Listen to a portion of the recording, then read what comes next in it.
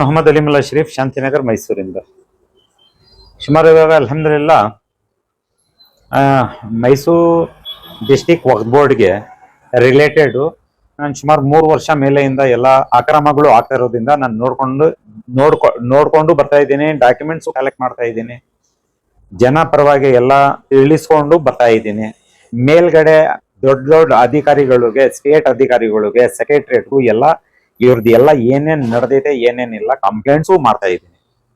But ಸರಿ, ಇವಾಗ ಅಂತ ಹೇಳಿ ಒಂದು ಸೀರಿಯಸ್ ಒಂದು ಇಶ್ಯೂಗೆ ಇನ್ನೊಂದ್ಸಲಿ ನಾನು ತಿಳಿಸಕ್ಕೆ ಪ್ರಯತ್ನ ಮಾಡ್ತೀನಿ. ಅಲ್ಹಮ್ದುಲಿಲ್ಲಾ ಅಂಜುಮನೆ ಇತ್ತೆಹಾದೆ ಇಸ್ಲಾಂ ವಕ್ಫ್ ಕಮಿಟಿ ಇದೆ ಮೈಸೂರಿನಲ್ಲಿ, ಅಂಜುಮನೆ ಇತ್ತೆಹಾದೆ ಇಸ್ಲಾಂ ಅಂತ. ಆ ಕಮಿಟಿನಲ್ಲಿ ಒಂದು 4 ಪ್ರಾಪರ್ಟೀಸ್ ಇದೆ. ಅಕ್ರಮಗಳು ಹೆಂಗ್ ಮಾಡ್ತಾರೆ ಹೆಂಗಿಲ್ಲ ಸ್ವಲ್ಪ ತಿಳ್ಕೊಳ್ಳಿ. ನಮ್ ಜನಗಳಿಗೆ ನಾನು ಒಂದು ರಿಕ್ವೆಸ್ಟ್ ಮಾಡ್ಕೊಳ್ತಿರೋದು, ಯಾವ ರೀತಿಯಿಂದ ಇವರು ಅಕ್ರಮಗಳು ಮಾಡ್ತಾರೆ ನೋಡ್ಕೊಳ್ಳಿ. ವೆಲ್ ಪ್ಲಾನ್ಡ್ ಸ್ಟ್ರಾಟಜಿ ಇದು ಎಲ್ಲ. ಯಾವ ಕಡೆನೂ ಏನು ಲೂಪ್ ಹೋಲ್ ಬಿಡ್ದಂಗೆ ಕ್ಲೀನ್ ಆಗಿ ಎಲ್ಲ ಟಾಪ್ ಟು ಲೆವೆಲ್ ಎಲ್ಲ ಫಿಕ್ಸ್ ಆಗಿ ಮಾಡ್ತಾರೆ. ಅದೆಲ್ಲ ಲೂಪ್ ಹೋಲ್ಸ್ ತಗೊಂಡ್ ಬಂದ್ರೆ ಈ ಅಂಜುಮನೆ ಇತ್ತೆಹಾದೆ ಇಸ್ಲಾಂ ತಗೊಂಡ್ ಬಂದು ಎಲ್ಲ ನಾನು ನೋಡ್ತೀನಿ. ಒಂದ್ ಪ್ರಾಪರ್ಟಿ 4 ಪ್ರಾಪರ್ಟಿ ಏನೋ ಇರ್ತದೆ ಇವ್ರ ಕೈನಲ್ಲಿ. ಮೈಸೂರ್ದು ಪ್ರೈಮ್ ಲೊಕೇಶನ್ ನಲ್ಲಿ 4 ಪ್ರಾಪರ್ಟೀಸ್ ಇರ್ತದೆ. ಇದೆಲ್ಲ ಪರ್ಸನಲ್ ಇಂಟ್ರೆಸ್ಟ್ ಇಲ್ಲ, ಇದು ಪಬ್ಲಿಕ್ ಇಂಟ್ರೆಸ್ಟ್. ಇದು 4 ಪ್ರಾಪರ್ಟಿನೂ ತೋರಿಸ್ಬೇಕು ಅಂತ ಹೇಳಿದ್ರೆ ಜನಕ್ಕೆ ಗೊತ್ತಾಗ್ಬೇಕು ಯಾವ ಪ್ರಾಪರ್ಟಿ ಯಾರ ಕೈನಲ್ಲಿ ಇನ್ಚಾರ್ಜ್ ನಲ್ಲಿ ಇದೆ ಅಂತ. ಅದ್ನಲ್ಲಿ ಒಂದ್ ಪ್ರಾಪರ್ಟಿ, ಇವ್ರ 4 ಪ್ರಾಪರ್ಟಿನಲ್ಲಿ ಒಂದ್ ಪ್ರಾಪರ್ಟಿ ನಮ್ಮ ಉದಯಗಿರಿ ರೋಡ್ ನಲ್ಲಿ, ಅಜಿಸೆಟ್ ಡಬಲ್ ರೋಡ್ ನಲ್ಲಿ ಆಪೋಸಿಟ್ ಟು PK ಯೂಸುಫ್ ಅಂಗಡಿ ಇದೆ. ಆ ಆಪೋಸಿಟ್ ನಲ್ಲಿ ಕಮರ್ಷಿಯಲ್ ಕಾಂಪ್ಲೆಕ್ಸ್ ಅಂತ ಒಂದು ಕಮರ್ಷಿಯಲ್ ಕಾಂಪ್ಲೆಕ್ಸ್ ಕೊಟ್ಟವ್ರೆ. ಆ ಪ್ರಾಪರ್ಟಿ ಬಗ್ಗೆ ಎಷ್ಟರಾಗೆ ನಾನು ಹೇಳಕ್ಕೆ ಪ್ರಯತ್ನ ಪಡ್ತೀನಿ ಇನ್ಶಾಲ್ಲಾ. ಆ ಪ್ರಾಪರ್ಟಿ CS ಸೈಡ್, ಅದು CS ಸೈಡ್ 70s ನಲ್ಲಿ ಅಲಾಟ್ ಆಗಿರ್ತದೆ ಇವರಿಗೆ, 1970s ನಲ್ಲಿ. ಆಶ್ಚರ್ಯದ ಮಾತು ಏನಂತ ಹೇಳಿದ್ರೆ, ಪ್ರತಿ 3 ಸಲಿ 188 ನಲ್ಲಿ 1988, ಇನ್ನೊಂದು 1991, ಇನ್ನೊಂದು 2000 ನಲ್ಲಿ, 2020 ನಲ್ಲಿ 3 ಖಾತೆ ಸಪರೇಟ್ ಖಾತೆ ಅಲಾಟ್ ಆಗ್ತದೆ. ಎಷ್ಟು ಖಾತೆ? 3 ಖಾತೆ ಅಲಾಟ್ ಆಗ್ತದೆ. 3 ಖಾತೆ ಮಿಕ್ಕಿದ್ದು 2020 ನಲ್ಲಿ ಬೈಫರ್ಕೇಷನ್ ಆಗ್ಬಿಡ್ತದೆ. ಬೈಫರ್ಕೇಷನ್ ಮೀನ್ಸ್ ಮೂಡಾ ಸೈಡ್ ಅದು, CA ಸೈಡ್ ಅದು, ಅಲಾಟ್ಮೆಂಟ್ ಫ್ರಮ್ ಮೂಡಾ. ಏನೇನೋ ಯಾರ್ಯಾರು ಇನ್ಫ್ಲೂಯೆನ್ಸ್ ಇಂದ ಮಾಡಿರ್ತಾರೆ ಅದು ನಂಗೆ ಬೇಕಾಗಿಲ್ಲ ಅದು. ಬಟ್ ಬೈಫರ್ಕೇಷನ್ ಆಗಿರ್ತದೆ 25/150ಗೆ. ನಾನೇನ್ ಕೇಳ್ಕೊಳ್ಳೋದು ಏನಂತ ಹೇಳಿದ್ರೆ, ಇದೆಲ್ಲ ತೋರಿಸಿ ನನ್ಗೆ ಏನ್ ಪಬ್ಲಿಸಿಟಿ ಮಾಡ್ಬೇಕು ಅಂತ ಇಲ್ಲ. Are there any provisions from the district administration? From the district administration ಅಂತ ಹೇಳ್ತಾ ಇದ್ದೀನಿಲ್ಲ ನಾನು.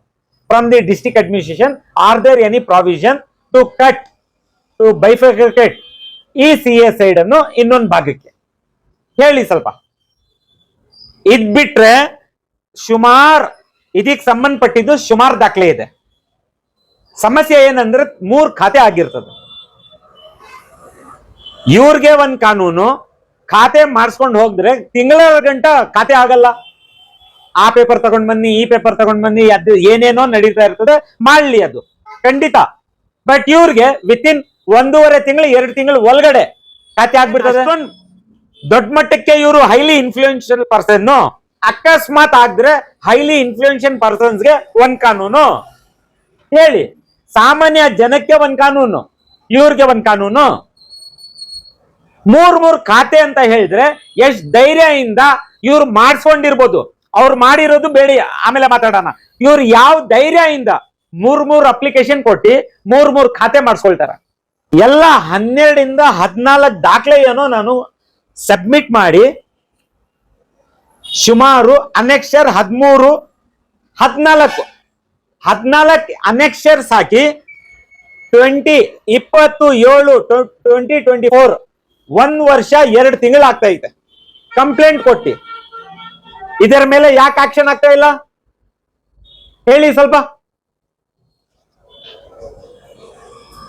14 ಅನೆಕ್ಷರ್ ಕೊಟ್ಟಿದ್ದೀನಿ. 14 ನನ್ ಪೇಪರ್ಸ್ ಇಲ್ಲ, ಇದು ಸರ್ಕಾರದ್ದೇ ಪೇಪರ್ಸ್. ಇದರ ಮೇಲೆ ಕ್ರಮ ಮಾಡಿ ಅಂತ ಹೇಳಿ 21 ಡಿಪಾರ್ಟ್ಮೆಂಟ್ಗೆ ಕೊಟ್ಟಿರ್ತೀನಿ. ಎಷ್ಟು ಡಿಪಾರ್ಟ್ಮೆಂಟ್ಗೆ?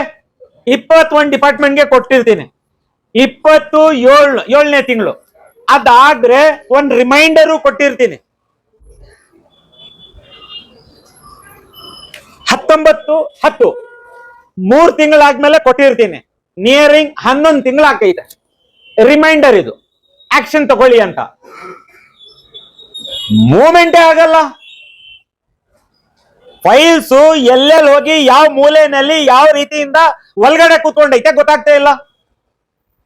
ಯಾಕ್ರಪ್ಪ ಇವ್ರು ಒಬ್ಬರಿಗೆ ಫೇವರಬಲ್? ಜನ ಪರವಾಗಿ ದಾನ ಆಗಿರೋದು ಆಸ್ತಿ ಮೇಲೆ ಇವ್ರು ಕೂತ್ಕೊಂಡು ಅದರ ಮೇಲೆ ಈ ರೀತಿಯಿಂದ ಇವ್ರಿಗೆ ಬಚಾವ್ ಮಾಡ್ಕೊಂಡು ಹೋದ್ರೆ ಯಾವ ರೀತಿಯಿಂದ ಕ್ವಶನ್ ಮಾಡ್ಬೇಕು, ಯಾರಿಗೆ ಕ್ವಶನ್ ಮಾಡ್ಬೇಕು ಅದನ್ನ ಬಂದು ಹೇಳ್ಬಿಡಿ.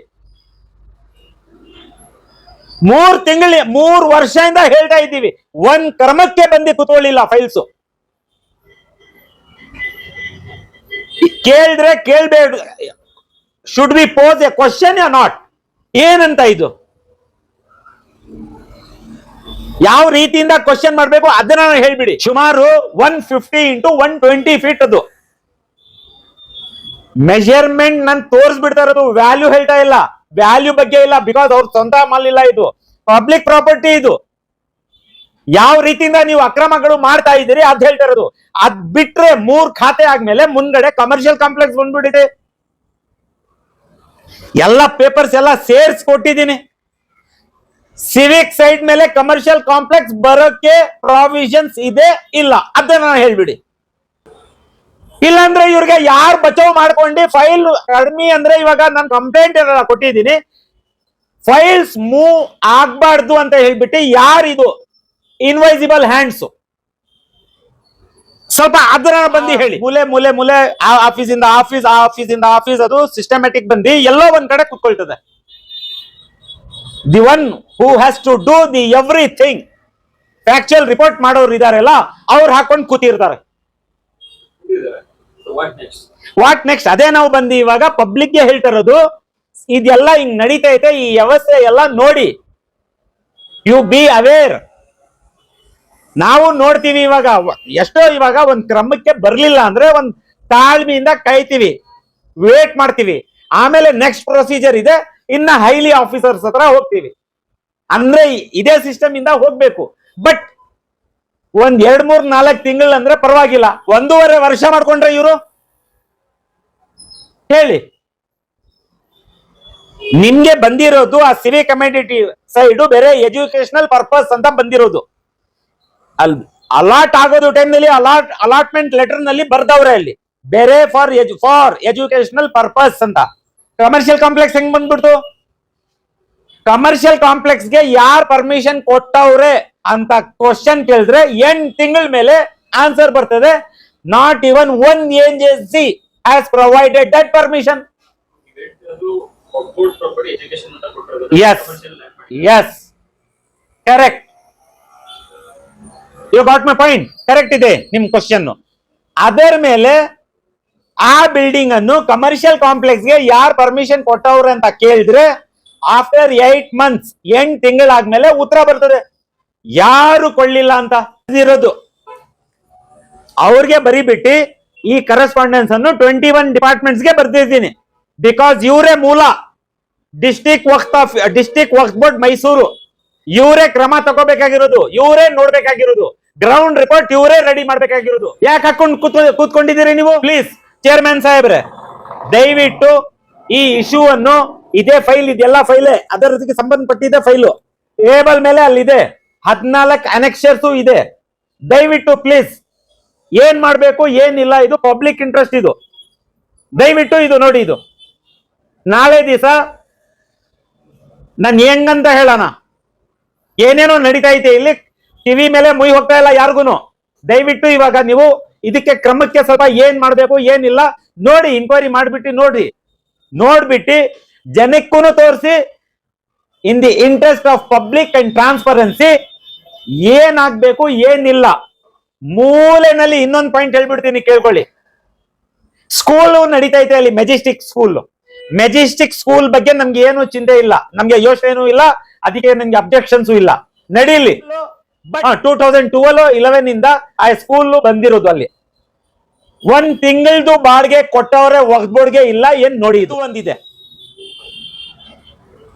ಯಾರು ಇವರು ರಿತಜಿತ ಆಸ್ತಿನ ಇದು? ಜನ ಸೇವೆ ಮಾಡ್ತಾ ಇದ್ದೀರಾ ನೀವು ಸ್ಕೂಲ್ಗೆ ಅಂತ.